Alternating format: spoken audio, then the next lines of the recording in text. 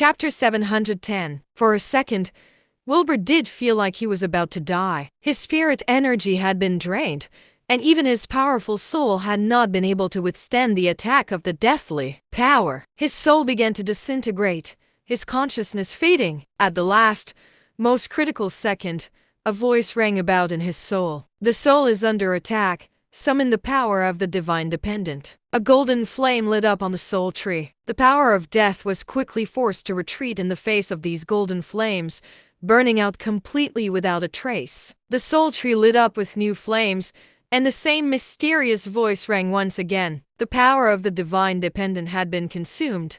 The title will now be retracted. Wilbur regained his consciousness before remembering he had gotten the title of divine dependent some time ago, during one of his contributions. He had thought that this title was completely useless and even cursed that old dragon out quite a bit. But now, Wilbur practically worshipped this old dragon. Everything the old dragon had given Wilbur had come in handy.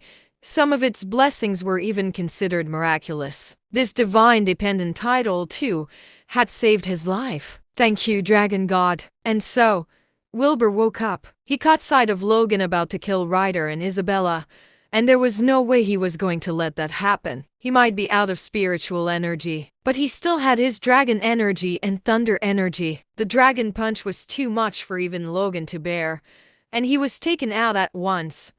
Wilbur stared coldly at the man, the evil, ruthless bastard. There seemed to be no reason for Wilbur to let him go. The man, on the other hand, began to panic. He backed up to Lily, throwing the scepter of death at Wilbur. You can take it.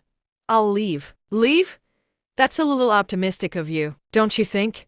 Wilbur smirked coldly. The man's face turned pale. You can't kill me.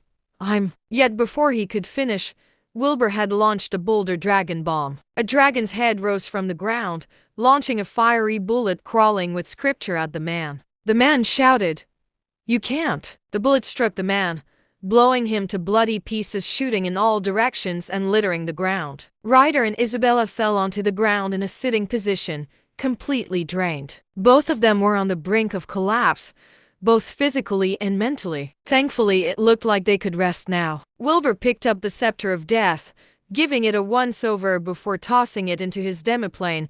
He then looked at Lily. Lily was petrified.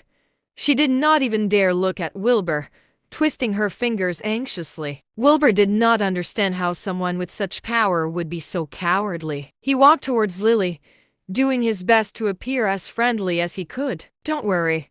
I'm not going to hurt you, Wilbur said. The girl stole a glance at Wilbur, lowering her head in a hurry right after.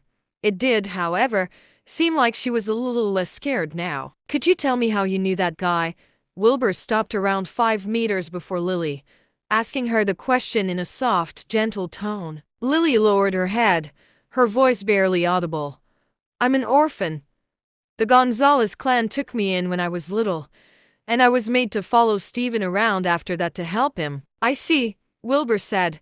What does the Gonzalez clan do? Lily's head was still bowed as she said, They're businessmen, antiques and the likes. Steven loved collecting them. Are you afraid of him? Wilbur asked.